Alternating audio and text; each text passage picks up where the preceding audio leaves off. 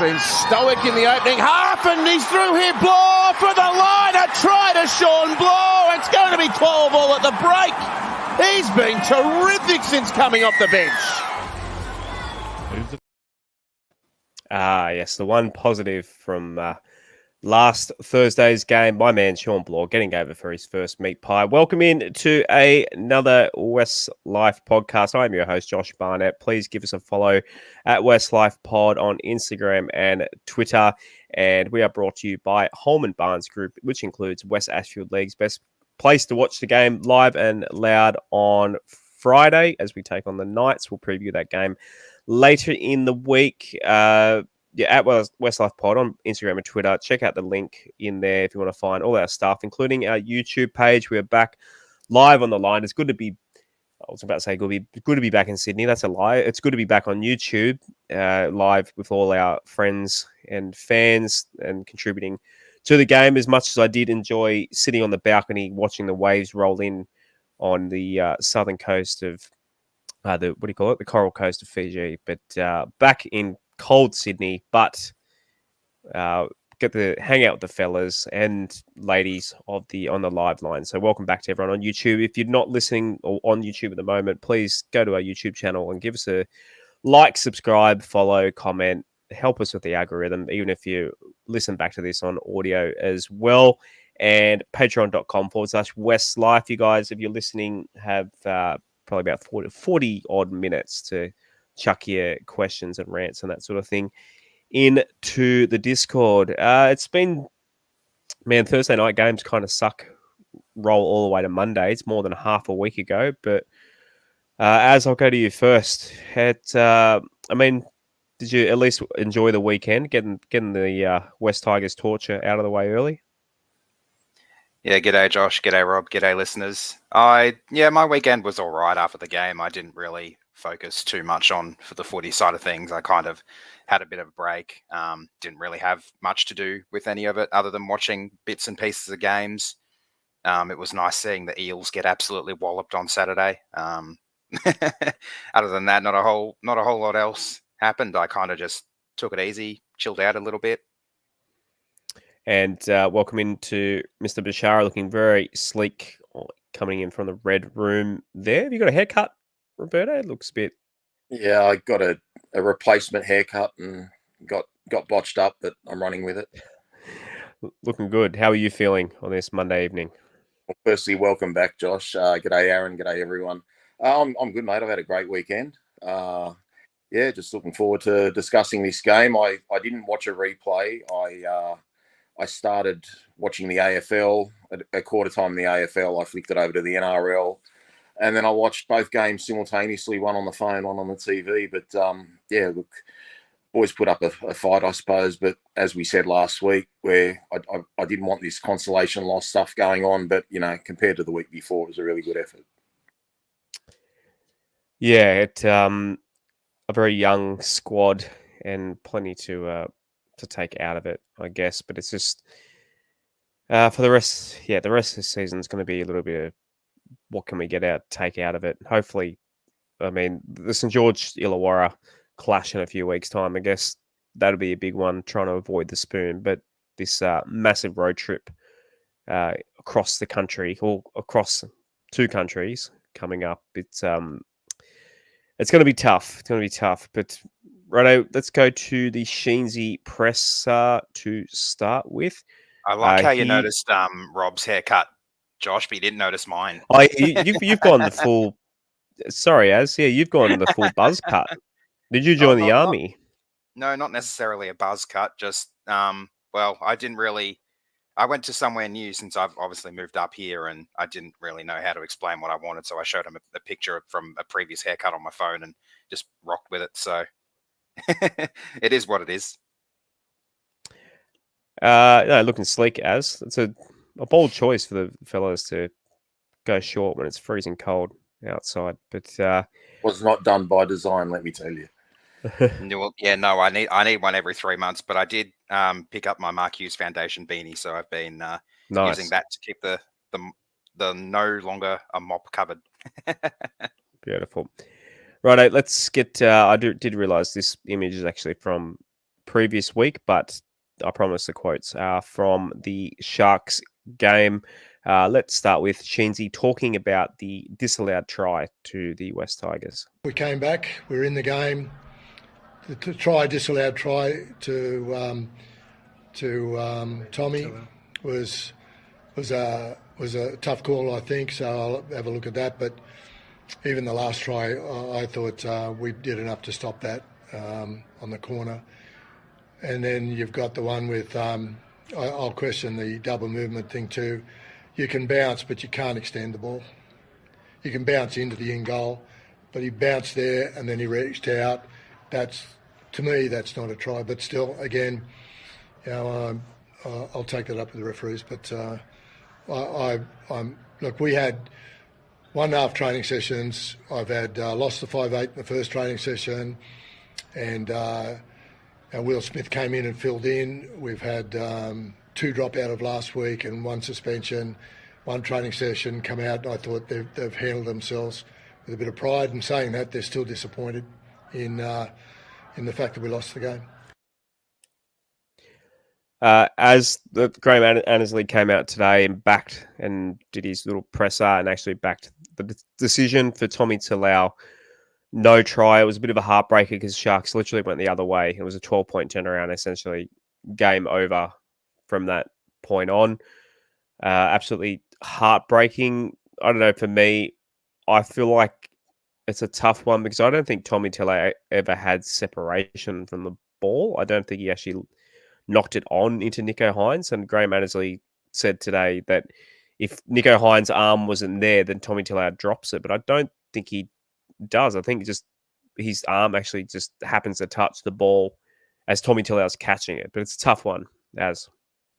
Yeah, as soon as that got taken off us on the night, I had a feeling like that was the point where I started to think, yeah, we're not going to win this anymore, because that's sort of the time where our boys' heads go down. And turns out I was right because we didn't score any other points other than we nearly scored points with another play in the second half. But yeah, the thing that frustrates me about it is they don't seem to check so microscopically, I guess is the word I'm after, every single try. They pick and choose tries where they want to skim through them with a fine-tooth comb to look for absolutely anything they can find to deny the try. Where I think that if it takes them that long, it really should just stay as whatever the on-field decision was.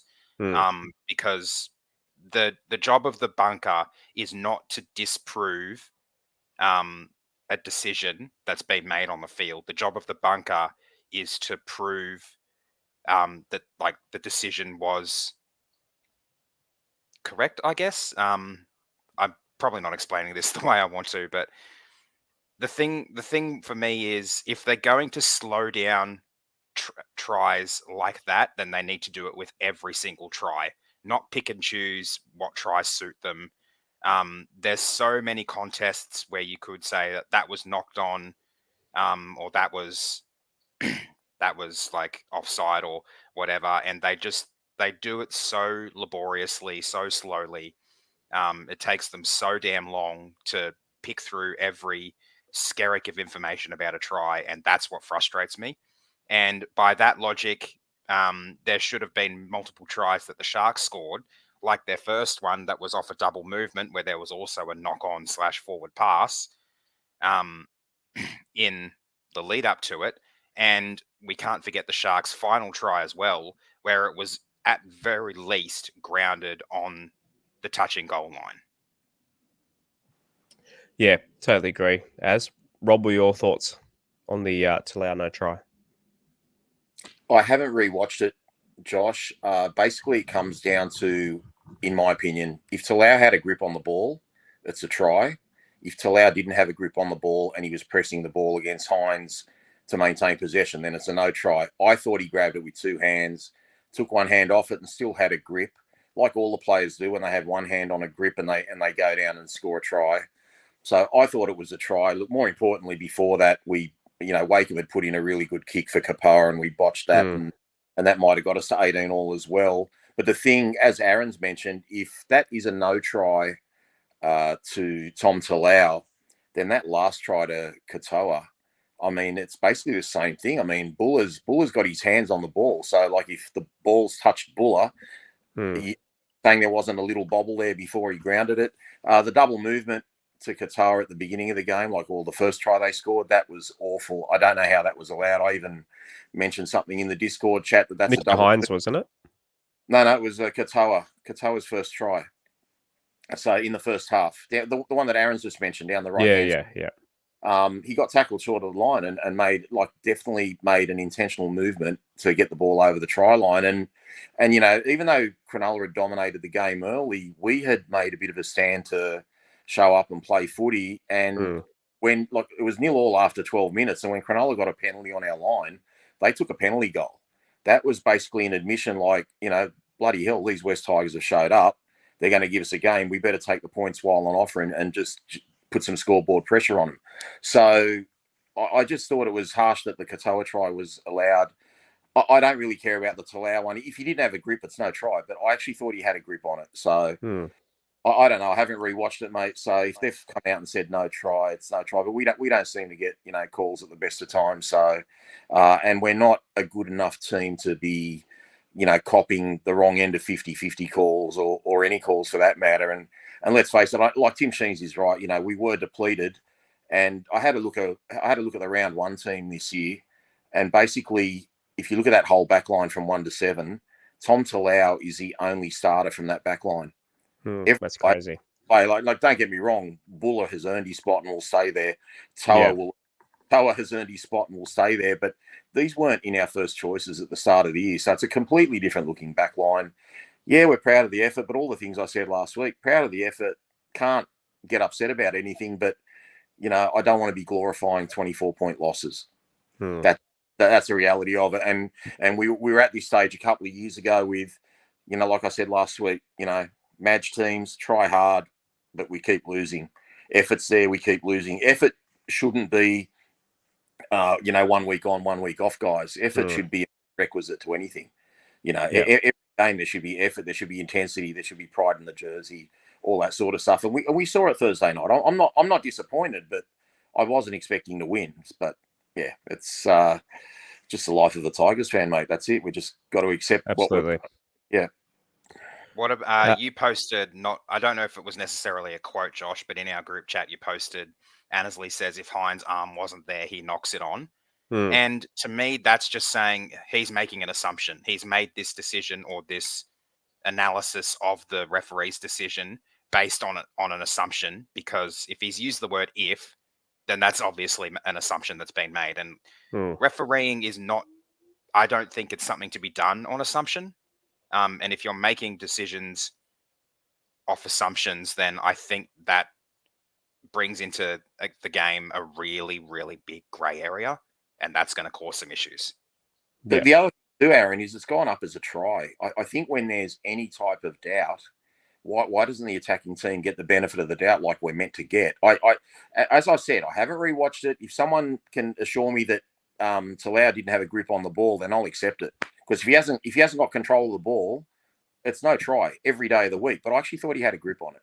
And the way he bounced up as well, like I know players can sell a story, but he was just so happy about how it all panned out. There was no doubt on his face. He was adamant he scored a try. So that would have been, a try 2 or 3 meters to the left of the post. Conversion's going to happen. I mean, Wakeham's kicked like 16 in a row now. So, yeah, would have been 18-all with a bit of momentum. Just like, halftime was the worst thing for us, really, because we had all the play the last 10 minutes of that first half, and then we had a halftime and we came out and we didn't really have anything. They pretty much dominated. So it could have changed things. Back in the days of the video ref, it was always a decision went up, and especially for tries, the decision went up, and if they couldn't overturn the decision or if they couldn't find conclusive evidence either way, they'd always say umpires or referees call, or whatever. Now it seems like they're trying to nitpick everything as deeply as they can, and that's what's frustrating me. And the skeptic in me, Aaron, too, thinks, especially about that last try you're talking about with Katoa, it was like 32-12 at the time. So there's 20 points difference. And I think the line for the game was 22.5 or thereabouts. Like if you've taken the minus, you need that try to be scored. And as you said, firstly, Buller got his hand to the ball. He might have dislodged it slightly from Katoa, and it's hard to say whether he did get it in the in goal. He might have actually grounded it on the touching goal line. So I'll have to rewatch it now that you've mentioned the touching goal line, because that never crossed my mind at the time. It was more the fact of whether he bobbled the ball or not. Right, next Sheensy quote from this one. Dane Laurie may be available. Twal will be back from suspension. Not sure about it, Naden and Nofaluma. So that's ongoing, so we'll wait and see how they are. Appy 2 to 3. Brooksy will be the same, 2 to 3.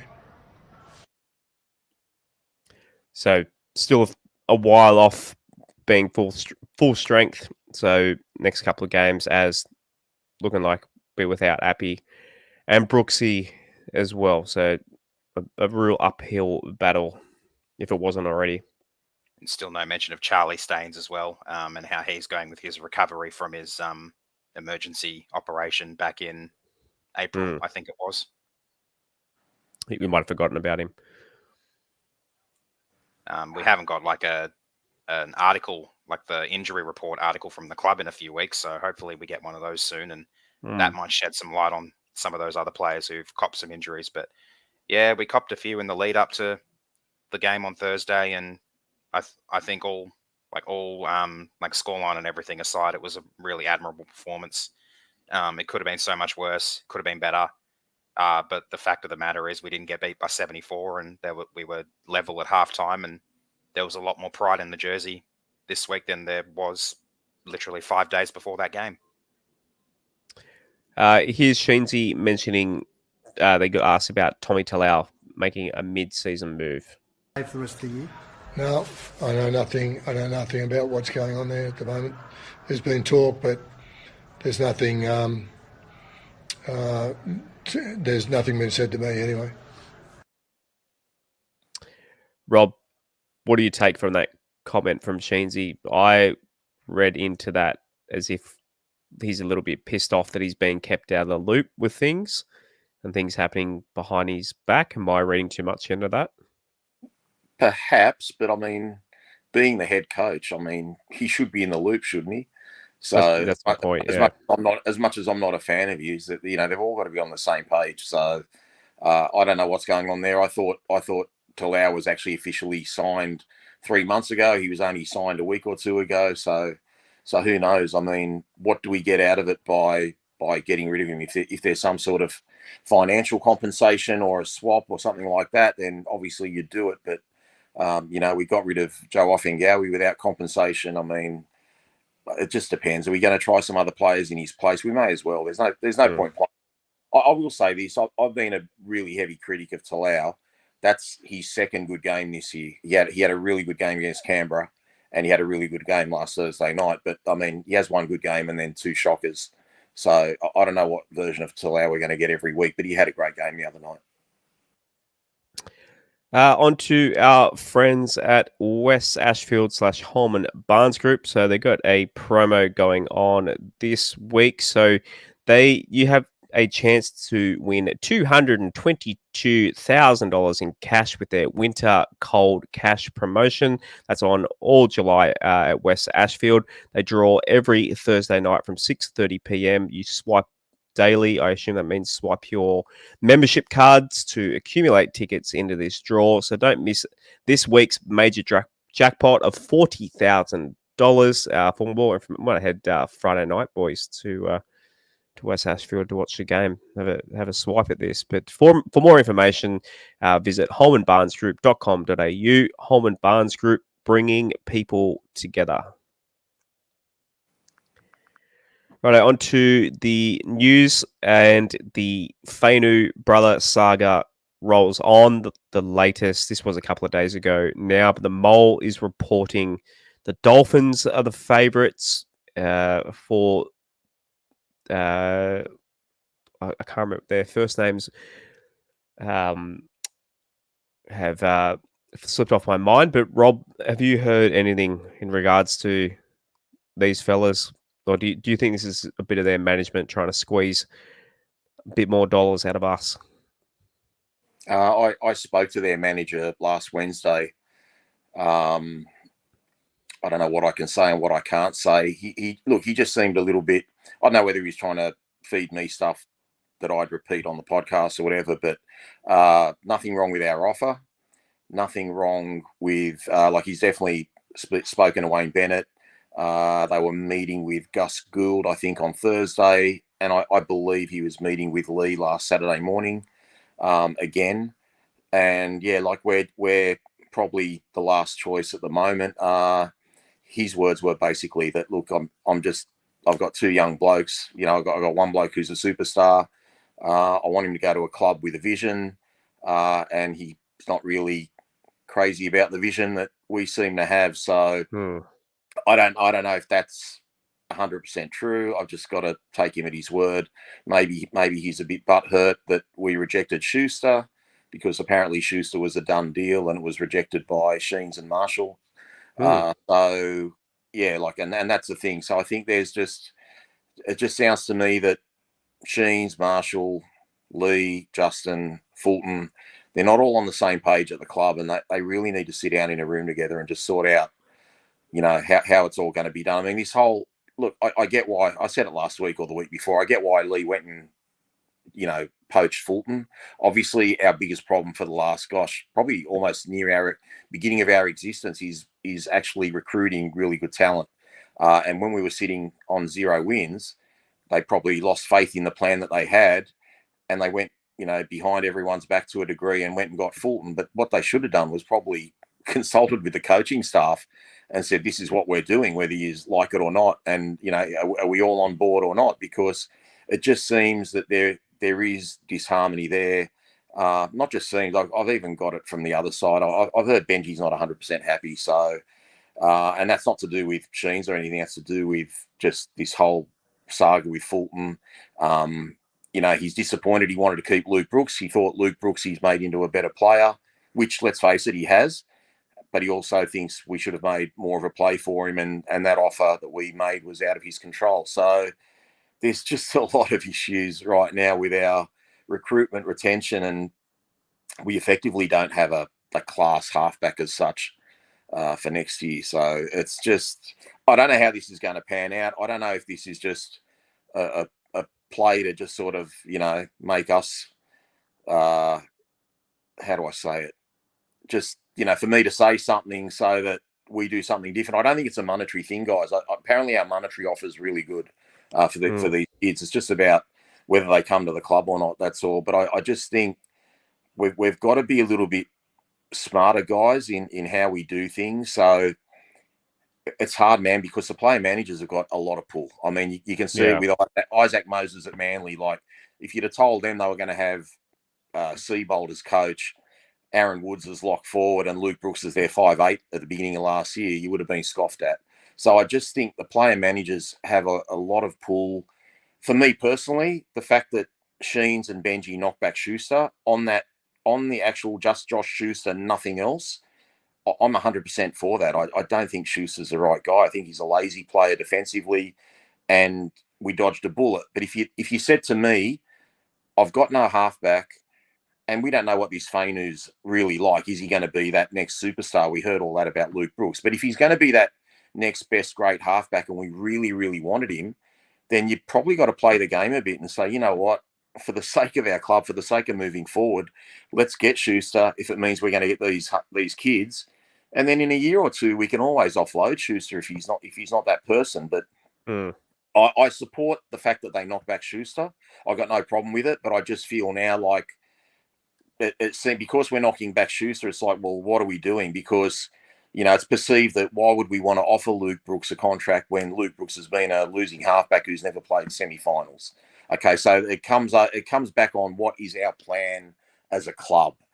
Do we have a really good vision? What do we do? And as we've seen, we keep chopping and changing with our ideas, and we're going with Sheens and McDonnell, and now we're going with Fulton, and we don't seem to stick to any plan as such. So yeah, it just doesn't show that we've got solidarity and we've got a real good plan. So, why would you want to bring your star halfback to a club that's not doing that? So right now we're in a world of pain trying to find a halfback, and there's talk of getting guys from England and stuff like that. And yeah, we're just going to have a pretty average halfback for next year if things don't change. But I think the 5 men guys that I've mentioned, they just got to sit in a room and put the egos aside and just do what's best for the club. Like I get why the coaches are upset with Fulton coming in without being consulted. Like I don't see any other club that would have recruited a player, a retention person without consulting with their coaches. Like it just makes no sense. But we're there now, so we have to all work together and get it happening. But if there's disharmony there, I don't know how we attract players. Even like it's already hard enough to attract players given where we are on the table. But if everyone thinks upper management and the coaches aren't sort of getting on in terms of what we're doing in recruitment, then why are you going to come to us? And further to that, there will be players at our club getting itchy feet, happy to get out of contracts early and want to go somewhere else. Yeah. Sorry if that was a bit too long. That was really good. I learned to explain myself properly, really. No, that was perfect. As I haven't added it to the slides, but who was the halfback from England they were after? Brodie Croft. What are your thoughts on that one, Az? Do you reckon is he as good as anyone that we can get? I mean, at the moment, our options are few and far between. I'd say he's not the sort of player we need. It could be a bit of a case of Brooks 2.0 because he's had similar issues at other clubs that he's been at. But if we need him for a year or two and there are no other options, then who are we to say no? Like the position we're in, we don't have a halfback for next year. So what do we do? Who do we go with if we're picking and choosing who we want to come to the club? We may not have that option. He's already contracted in England. He's got a contract for a few more years. Not that he can't get out of it, but I mean, defensively, he's awful. He's fine in attack. He was touted as the next Cooper Cronk, did not live up to the hype. Melbourne released him. Brisbane took a punt on him, and then he didn't last at Brisbane very long, and no other NRL club wanted him. So, yeah, defensively, he just doesn't cut it, guys. So, definitely a no from me. Righto, a few people have asked in the comments. We were, of course, going to talk about the Alan Jones comment at the fundraiser for who was the coach? I feel awful forgetting his name. Well, the fundraiser was Daniel Anderson. Yeah. Yeah, he's obviously said the fish rots from the head, and basically, yeah, Lee happened to be in the crowd and stormed out of the function. According to Buzz Rothfield, I think he was the first one to report this, but someone mentioned in the comments, Rob, did you put Mr. Jones up to this? But I mean, not at all. No, not at all. And like I said, as much as I don't get on with Lee or Justin or whatever, I wouldn't text them or email them, privately and troll them or abuse them. To be brutally honest, I understand why he walked out. I mean, if someone set me up like that, I'd walk out too. So it was the wrong place to do it. I agree with what Jones said, but you just don't do that publicly to someone, especially, you just mentioned it's a fundraiser for Daniel Anderson. I think it was a fundraiser for maybe an ex-footballer as well. There are 2 people that were going to get benefits out of it. I mean, they've probably just lost a big donation there. I don't know if he's walked out because he's there to support a cause, and you just don't do that to people, guys. That doesn't matter what your riffs are or how much you hate someone. Like, when you get together publicly, you got to, hold a bit of a standard. I don't know if Jones was asked a question as to like what's wrong with the Tigers. Okay, well, if he said what's wrong with the Tigers, he could probably say, look, I just think it's the whole board and the whole management. But when you say the fish rots from their head and the head is sitting there in the function, I mean, it's just, you just don't do that, guys. I just think it's pretty poor form from Alan Jones. Yeah, I mean, it's not the first thing controversial he's done. What are your memories of him? Obviously, Az and I are way too young to, well, I'm not way too young, but I'm slightly too young to remember Alan Jones as a Balmain Tigers coach. Obviously, he picked up a wooden spoon as Balmain coach, and he did ruffle a few feathers in the club back then, didn't he? Yeah, well, look, look, I'll talk about him in terms of football as a person and how he's been to me. I had a business that I advertised with his radio station, and he went above and beyond for me. So as a person, I was really happy with what he did for me, and he treated me with like an absolute gentleman. So I got nothing bad to say about him from that point of view. As a football coach, basically we'd lost Warren Ryan. I mean, to anyone that knows him, he's a former rugby union international coach. Coached the 1984 Wallabies to an undefeated tour of Great Britain. And then we'd lost Warren Ryan. Bouncing Benny Elias came up with the idea to get Alan Jones, who'd never coached a rugby league game before. Nothing too dissimilar to what our board probably came up with at the moment. And yeah, I just remember our first year, 1991, we started, 0-6, 0-7. I think we won our first game against Penrith. But yeah, look, he didn't know too much about coaching. He wanted to make the ball go sideways. And, Gary Jack famously said, once, I don't think he knows what number fullback is, whether it's number 1 or number 15. So ruffled a few feathers, brought in one of his favourites, a guy called Brian Smith, not the coach, brought him in as a half and got rid of Gary Freeman. And Gary Freeman in his first year at the Roosters won the Dally M Award. So yeah, look, we kind of went downhill from there, to be fair, but he wasn't a rugby league coach. I mean, he just didn't understand the game properly. He just thought you could throw the ball around willy-nilly and it'd be sweet, and it just never worked. But he had a lot of pull, and he got a lot of sponsors to the club, and was good from a monetary point of view at the time. But then once he left, yeah, the club went downhill. There you go. Good little history lesson.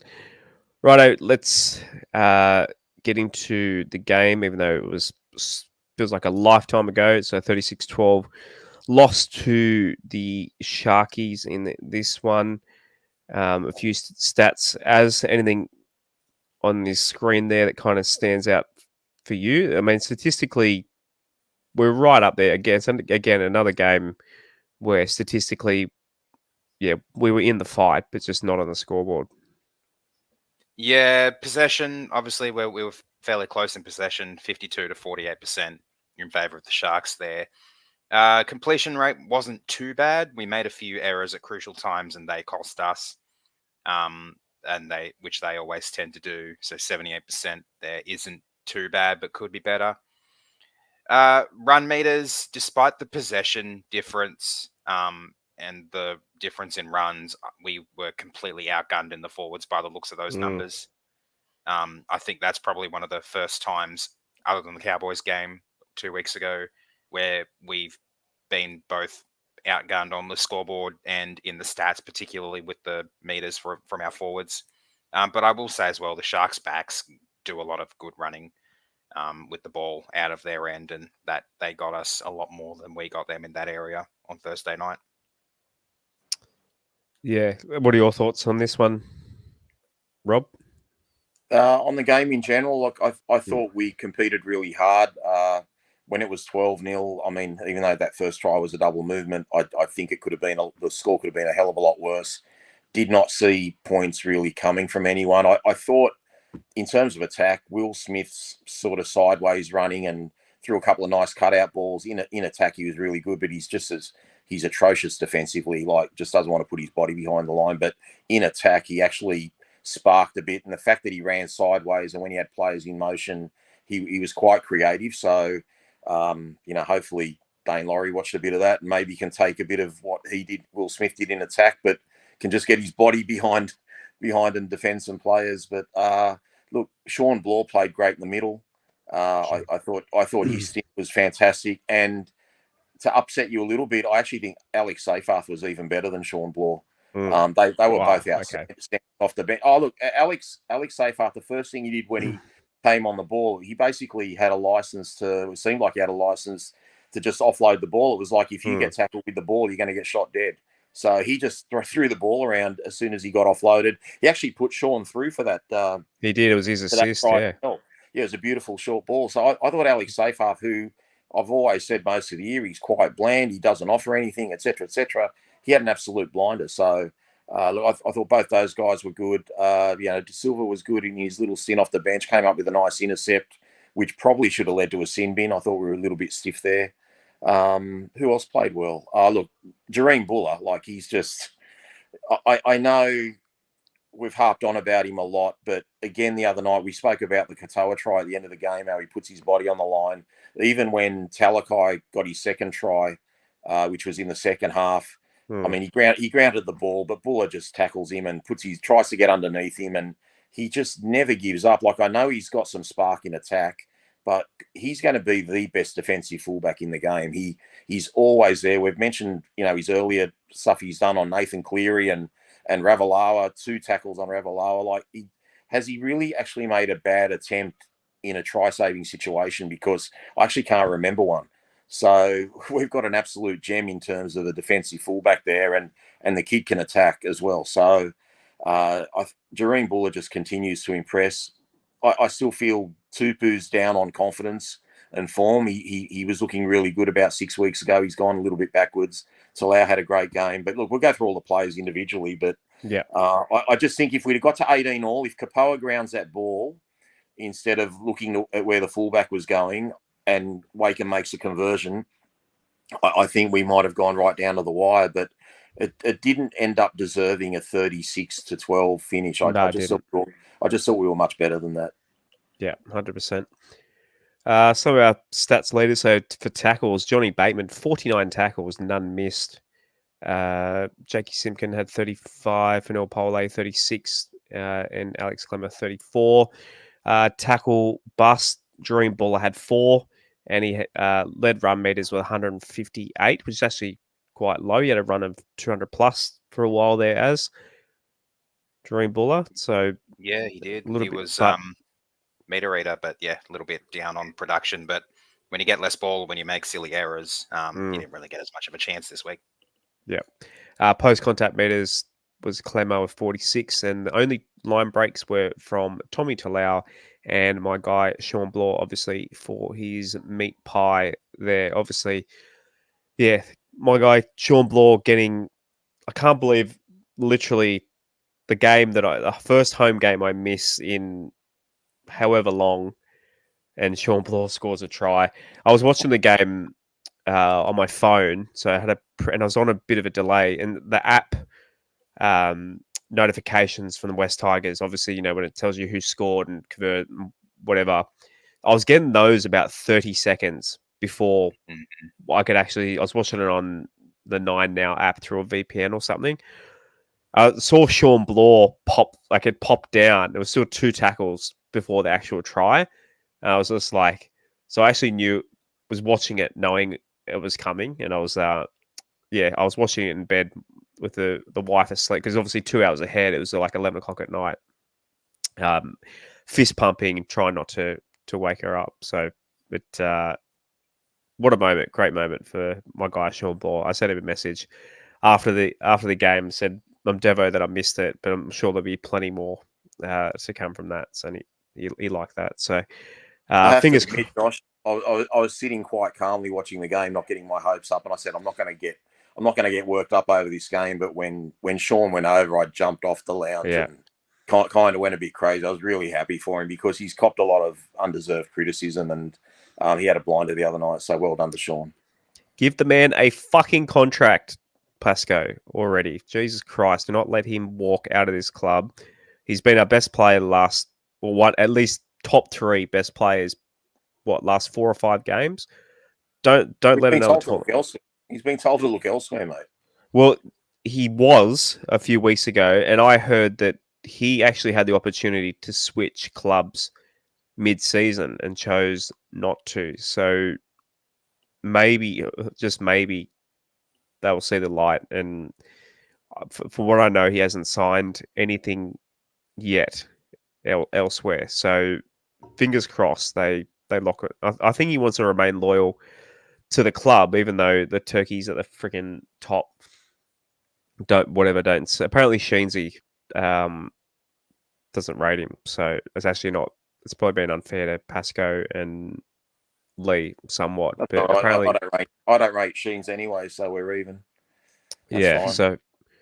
So crazy. Just, man, I'll be devastated if they let him walk. They got to offer him something, surely. Like the way he's been playing, And you called it last week, Rob, that he should move back into the front row rotation, and he was sensational. He part of that. He's a good defender, mate. I mean, he's been on our left edge, and that left edge has been getting torn up all year, whether Isaiah Papali'i's been there or he's been there. So it makes him look bad. As a one-on-one defender, Sean Bloor doesn't miss tackles. Okay, so you put him in the meat of the ruck there, he's going to hurt you. He's not just going to tackle, he's going to hurt. And he promoted some second phase the other night. He runs hard. Every time he ran the ball, you could even hear the commentary. The commentary were kind of getting excited about him. I don't know, maybe he should join Parramatta because he seems to love that CommBank Stadium. That's where he made his initial cameo against us when he beat up Nathan Brown. Too, yeah. So maybe that's the ground he loves playing at. But don't say that, Rob. I'm just talking as I talk. So I'm not even to say I've have to throw out there. Like you and I and Aaron, we've all, and even Shane, we know what he can be, and we knew the sort of player he was. So it's just good to see that coming out now. So hopefully he can keep it up and change whoever's mind it is that says he needs to go elsewhere. Looking at the table, not that we really want to. So sitting at the bottom, the Dragons. All we can hope for is 16th at this point, and the Dragons. What is that? What's the maths there? 42 ahead of us in the for and against. So, I mean, if we beat them, we jump them in a couple of weeks' time. Assuming Dragons don't win another game either, but that's the best we can hope for at the moment. Well, they've still got a bye, which is happening this coming weekend. So they'll go 2 points ahead of us this weekend. Yeah. Okay. I just beat the Knights. Okay. The Dogs' win over the Rabbits has made it really hard for them to get the spoon now because they've got a bye in hand as well. So they're going to finish at least on 18. But if we can make it up to 18 to overtake them, if they don't win another game, their for and against, as you can see, is god awful. So, But yeah, it does seem now that the spoon is a race between us and the Dragons. How far ahead of the Bulldogs? Obviously, got getting a win didn't help either. So they're 4 points ahead of us now in 15th. Yeah, with one bye in hand, because their for and against is worse than ours. They're minus 216. We're minus 179. So the Doggies within it helped that we copped a 74-point hammering and they copped a 66-point hammering on the same weekend. As much as I hate the Bulldogs, it is sad. Those three massive Sydney clubs just struggling for going on 4 or 5 years now. All three clubs. It's fucking suck. It makes footy so much less interesting.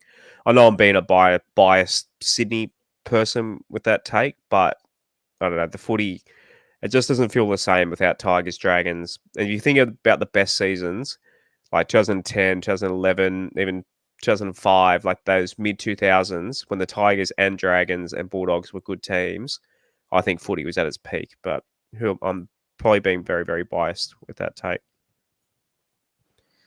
Right on to our friends at Mobile Corp. So Mobile Corp supports local businesses by managing their IT, their networks, and their mobile devices. If you're a local business owner looking for a partner who will take away the hassle of dealing with IT issues, make sure you have cybersecurity in place, handle all your mobile device needs, then Mobile Corp can help. Mobile Corp is a family-run business and a long-time supporter of the West Tigers. Reach out to our friend Stephen and the team at Mobile Corp. Check out mobilecorp.com.au. That's mobilecorp.com.au. And shouts to Ciro and Shane Walker in the MLC jerseys on the screen there. To lower grades, both our lower grades got the win. Well, I say both. The girls didn't, which I'll get you to mention in a minute. But the Magpies got a win against the Newtown Jets at Henson Park on Saturday afternoon. I believe they're up 14-0, and then the Jets came back, and then we ended up scoring with 4 minutes to go to get over. So a pretty big win, this one. Newtown Jets were on top, I believe, they were second. Second, yeah. So massive upset by the Magpies, who obviously a lot of players playing first grade at the moment who'd otherwise be in the Magpies if not for injury. So a big win for the boys there. I wish I was at Henson Park for that one on Saturday Arvo. And New South Wales Cups are up to 10th now, so and it's still somewhat in the hunt for finals.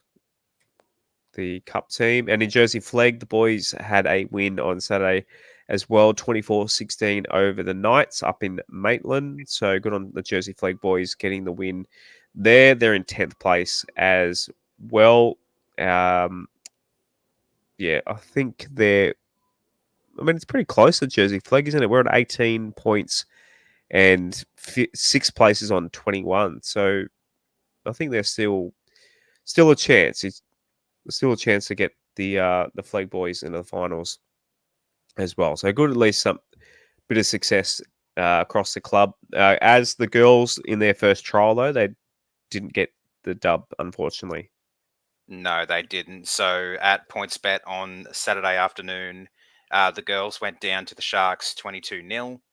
The main thing I want to point out is that the team that started, so the starting 13, I think maybe only 6 or 7 of those girls will be in the starting 13 come round 1 in 13 days' time. They tried a few of the backup girls, I think, at the start of the game, because at halftime the score was 16-0. And then we obviously only conceded another 6 points from one try in the second half once defense tightened up. They didn't get too many opportunities on attack, but when they did, there was a lot of drop ball, particularly from our halves. So, yeah, there's a lot to work on there. I don't think it's panic stations just yet. Like I said, there's still 2 weeks until round 1 kicks off.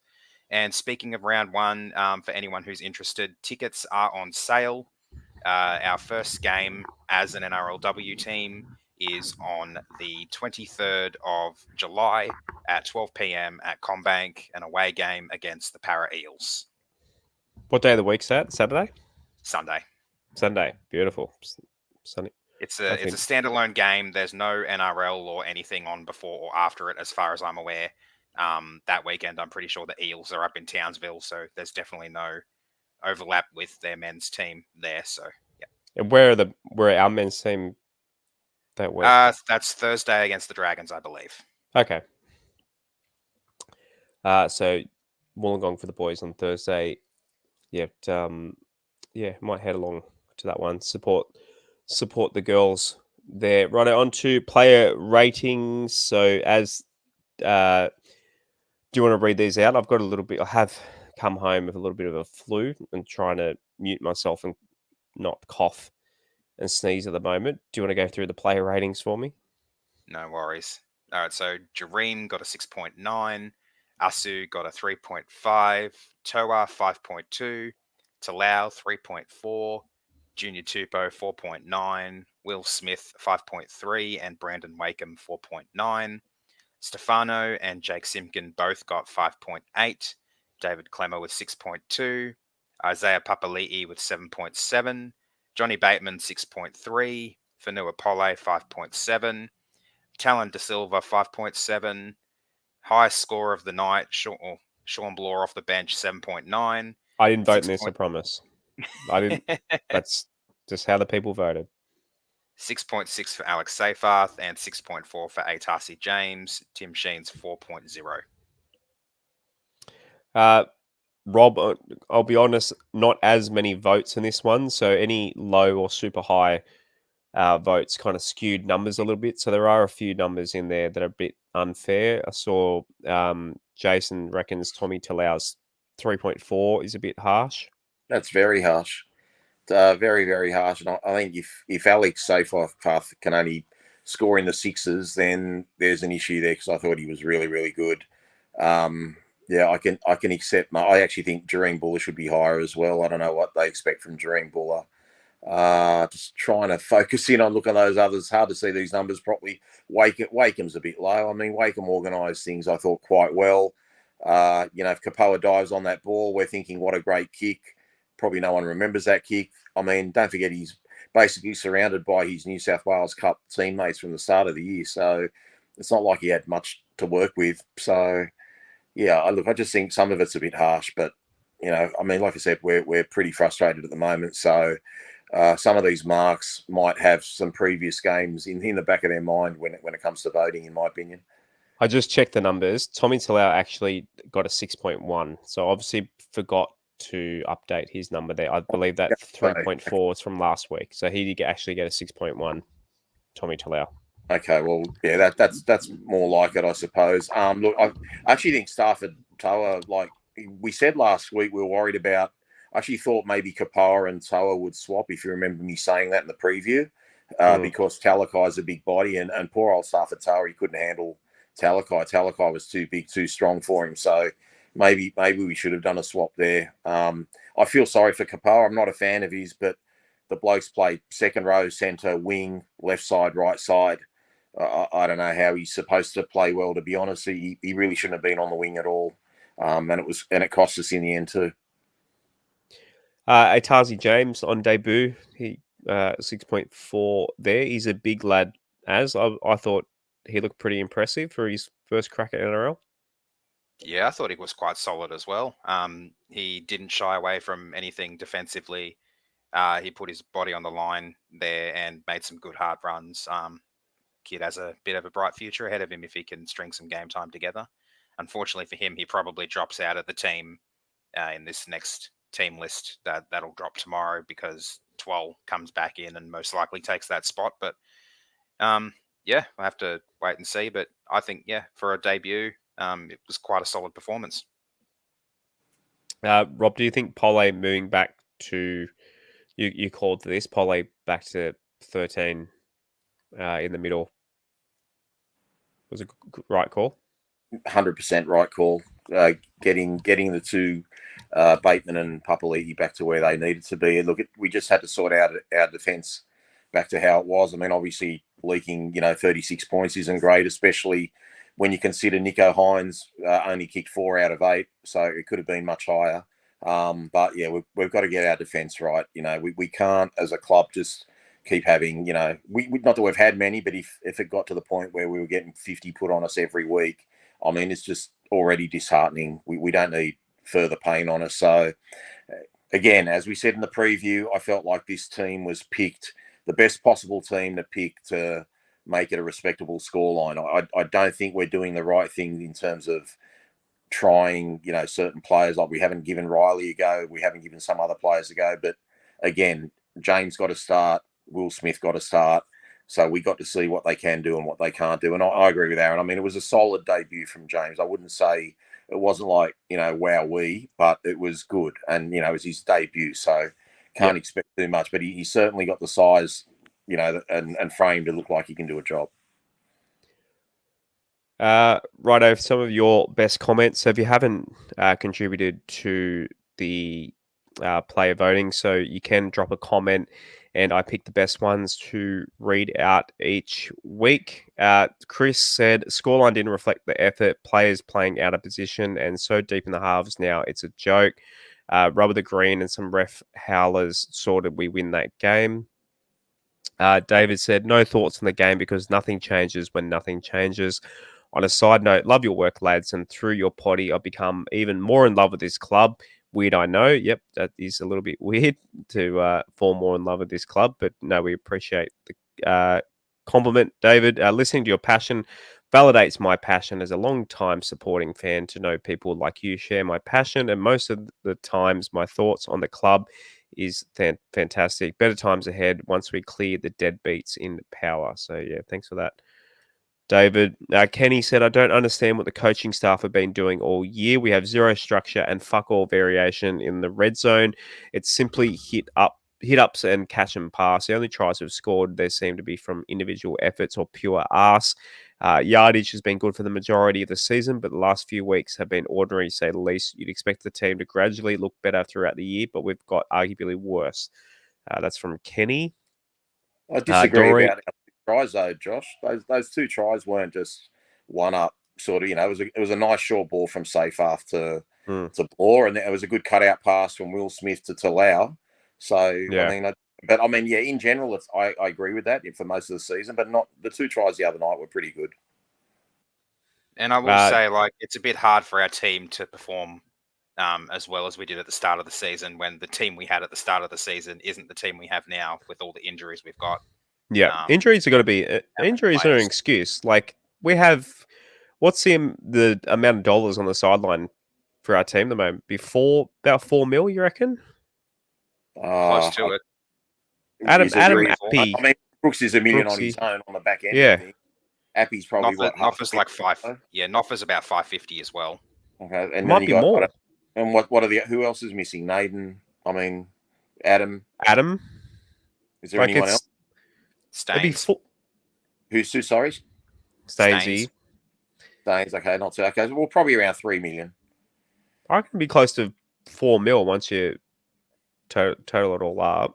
Like, it's, you think about the fact we started the year with Joffa as well, and he's not at the club anymore. That's true. Yeah, that's true. That's another $450. Yeah, you got to count that because he was on the roster and we haven't replaced him. So my point is, already we're putting out a team that's probably $4 or $5 million less than our opposition at the moment. So we used to do that every week a couple of years ago, Josh, when we had what's his name, McQueen and Reynolds and Madalino and Packer and all these guys in reserve grade. We had about $3 or $4 million there every week, so we did bloody amazingly to come 9th and 11th. Doreen, her comment was "Ref sucks balls." I liked that one.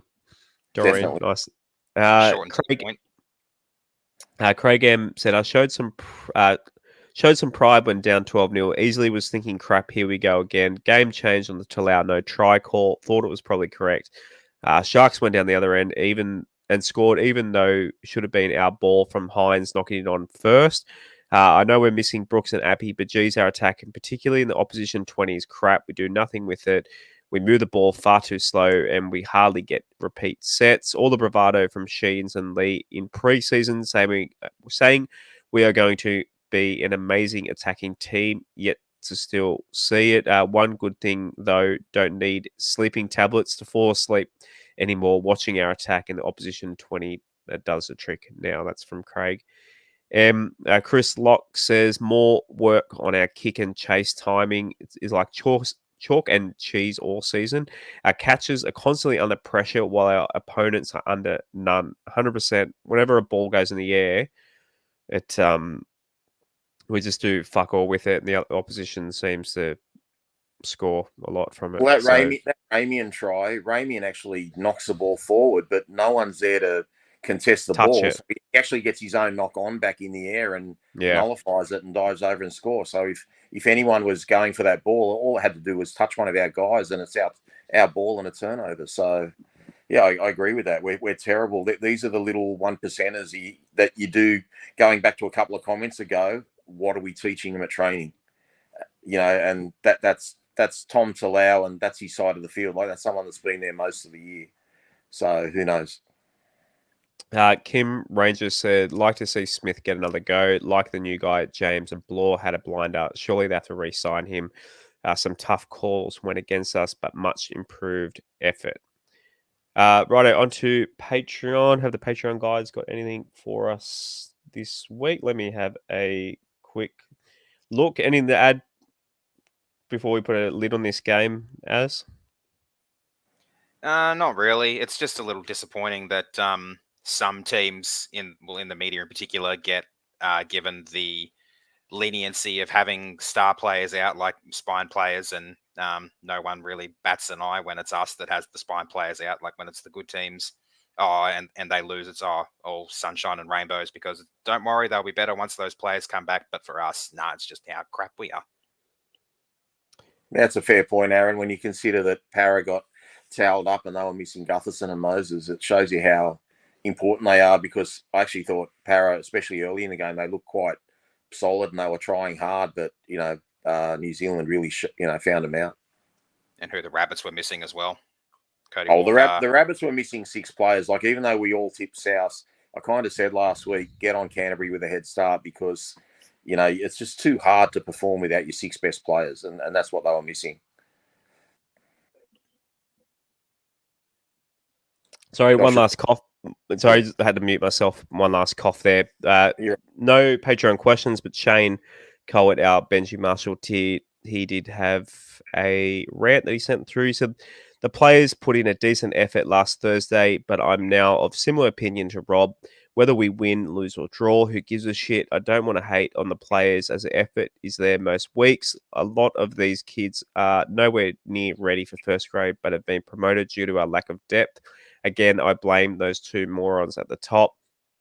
I was over the moon to hear Alan Jones give it to Hadji and his pal at the charity lunch. Yvonne Sampson asked a question and he answered it honestly. I tip my hat to Alan Jones the same way I tip my hat to Shannon Kavanagh when he told him what he thought of senior management some months ago. Just finally, my rant mentioned he's talking about last episode that I wanted everyone from 2005 gone. I should have elaborated a little more. I meant only in official roles. I love nothing more for Robbie or Benji to be involved with mentoring, etc. The only exception is Todd Payton. Yes, Rob, you were spot on.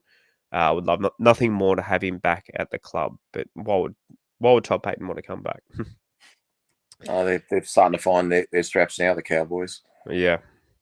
Righto, so it's the Origin's finally finishing this Wednesday. I know I sound a bit like a salty New South Welshman saying it that way, but that means no show Wednesday night. We are looking to do a Wednesday during the day show. So I don't know if you're at work on Wednesday and want something to do on your lunch break, we're going to do the show during the day. It's the three of us are off this week, so we're looking to do the show then. Keep an eye out for the notification on the YouTube, subscribe, and the notification will come through. So obviously, no point of it.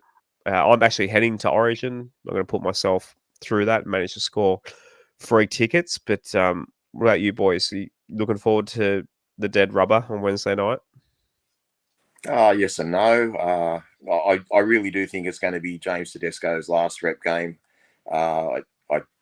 Unless he does something crazy good next year, I think that's it for him. So hopefully the New South Wales team can get a win for him. But yeah, it is a dead rubber. But I'd like to see Cody Walker have a good game as well. I'm a big fan of his as a footballer. And I just think he'll spark a lot of attack and it should go down to the wire.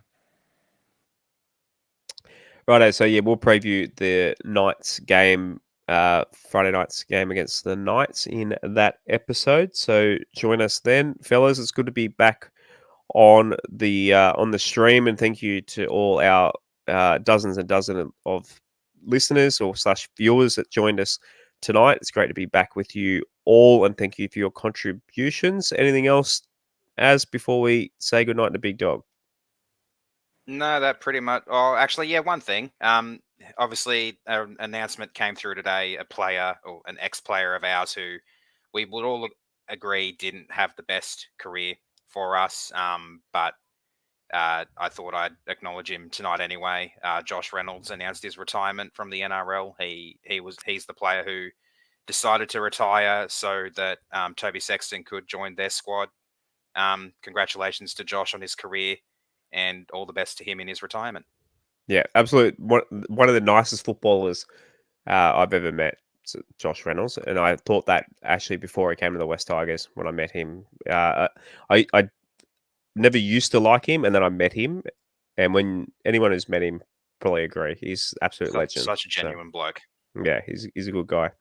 So yeah, congratulations to Mr. Reynolds. All right, Rob, anything before I hit the finish button? I'm all good tonight for once, Josh. Nice, clean hour, just over an hour tonight. So we're getting better at this. Either that, or it's just a shit football team that we don't want to talk about for 2 hours anymore. Bit of both. Right. As always, guys, go the Tigers. Go the Tigers. Go the Tigers. Thanks for listening to another episode of the WestsLife Podcast. Please follow us at WestsLife Pod on Instagram and Twitter, and facebook.com/WestsLifePod. You can also support and take part in the show at patreon.com/WestsLife, and give us a subscribe on YouTube and turn notifications on. We'll see you again next time on another episode of the WestsLife Podcast.